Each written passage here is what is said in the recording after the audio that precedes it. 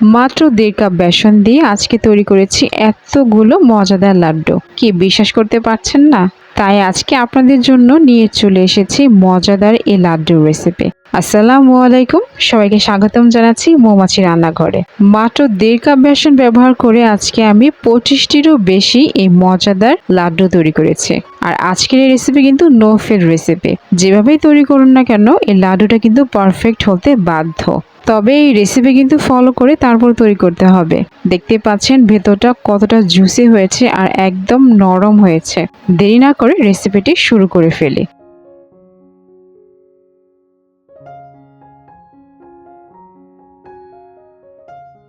প্রথমেই আমি নিয়ে নিচ্ছি 1.5 কাপ পরিমাণ বেসন। বেসনটা আমি চেলে রেখেছিলাম আগেই। এখন দিয়ে দিচ্ছি স্বাদ মতো লবণ। বেসনের সাথে লবণটাকে খুব ভালো করে একটু মিশিয়ে নিচ্ছি। এবার এখানে আমি ঠিক 1 কাপ পরিমাণ পানি ব্যবহার করে বেসনটাকে গুলিয়ে নিচ্ছি। আর এখানে কিন্তু 1 কাপ পরিমাণ পানিটাই ব্যবহার করতে হবে। বেশি ব্যবহার করলে বেশি লিকুইড হয়ে গেলে আবার ভালো হবে না। দেখতে পাচ্ছেন কেমন হয়েছে মেশানোটা।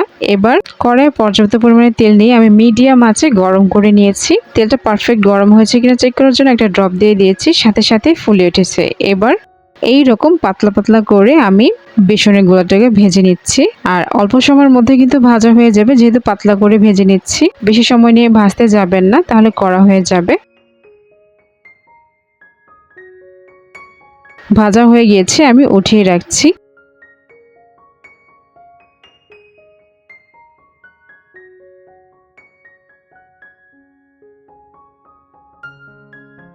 একইভাবে আমি সম্পূর্ণ গোলার বেসনগুলো ভেজে নিয়েছি। এবার ঠান্ডা হওয়ার পর এভাবে ছোট ছোট করে একটু ভেঙে নিচ্ছি, এতে করে ব্লেন্ড করতে সুবিধা হবে।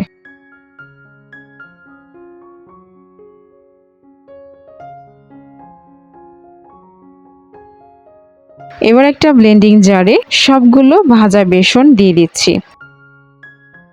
ব্লেন্ড করা হয়ে গিয়েছে। আমি একটু দানা দানা করে ব্লেন্ড করেছি, এতে করে কিন্তু লাড্ডুটা খেতে ভালো লাগে। আপনারা যারা একদম মিহি করে নিতে পারবেন, সেটা টেস্ট কিন্তু আলাদা হয়। এবার আমি শিরা তৈরি করে নিচ্ছি।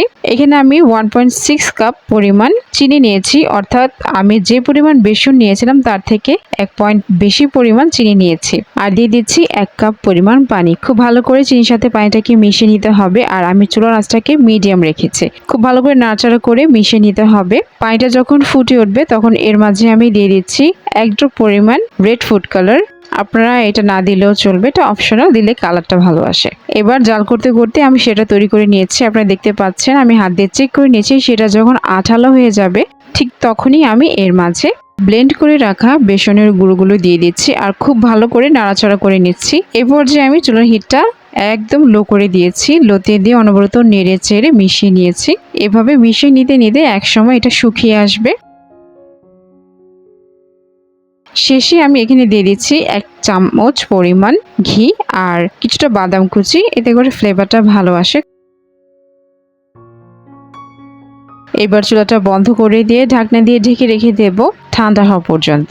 এখন এই পর্যায়ে লাড্ডুর এই ডোটা কিন্তু অনেকটা আঠালো রয়েছে। যখন ঠান্ডা হয়ে যাবে এটা এই আঠালো ভাবটা চলে যাবে আর খুব সহজে কিন্তু লাড্ডু তৈরি করা যাবে। তো ঠান্ডা হওয়ার পর আমি হাতে একটু ঘি মেখে নিয়ে এরপর লাড্ডুগুলো শেপ দিয়ে নিচ্ছি। দেখতে পাচ্ছেন খুব সহজে কিন্তু তৈরি হয়ে গিয়েছে আর লাড্ডু কিন্তু রেডি। খেতে কিন্তু অসম্ভব মজা হয়েছে।